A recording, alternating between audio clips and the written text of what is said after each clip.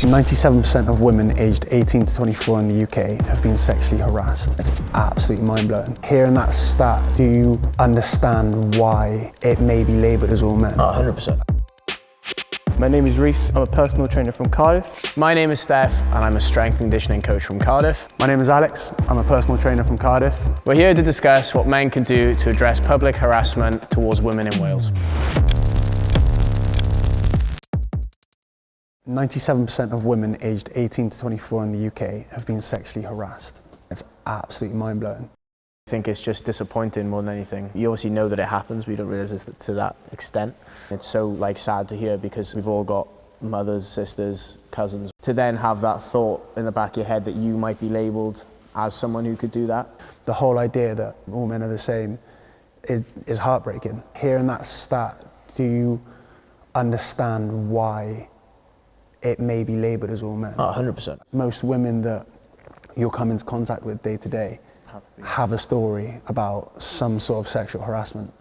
56% of female gym members in the UK have experienced harassment at the gym. How does that make you guys feel? Frustrated, I would say, that people have had to go through sort of an experience like that in somewhere that we see as a place for everyone. I've actually had women come up to me and complain about someone making them feel uncomfortable because of the staring. I think the staring, again, is just that persistent, unwanted, making that other person feel uncomfortable. If it comes to something like staring, there's going to be a line which at some point is then crossed. I've also seen it change kind of people's behaviours. How they then change their times as soon as they have this experience, and they're finding themselves like having to change their schedule or changing whether that be the time they travel to and from the gym, how long they're there for, trying to avoid potentially that person or that situation, which then adds so much more stress.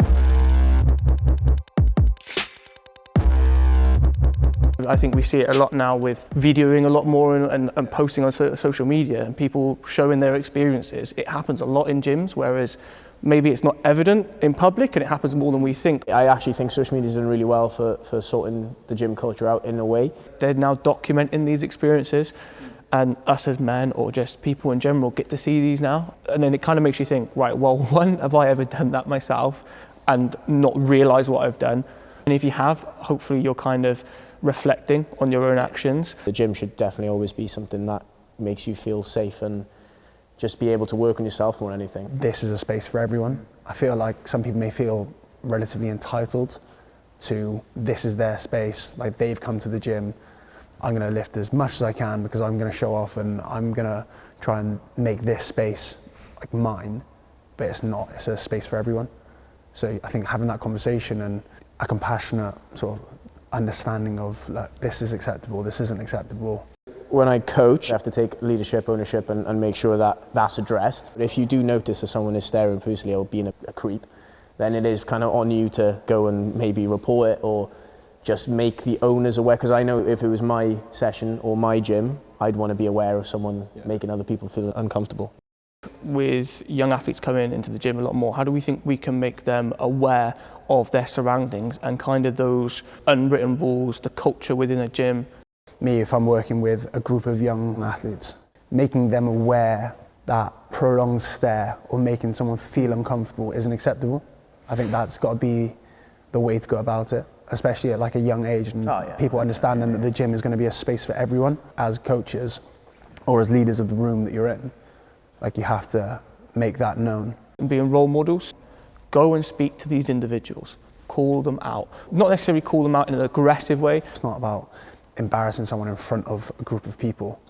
It's about having that one-to-one conversation, and if you see something, we let them know that that's not acceptable. I think there's definitely strength in numbers, so having a group of guys on the same page, so us three understanding these statistics and having these conversations, all of us being able to then affect other people and branch out, or all of us being in a situation where all of us say it's wrong and call it out for what it is. 100% right, yeah. I think that's going to be a massive step moving forward, but it requires conversations like this.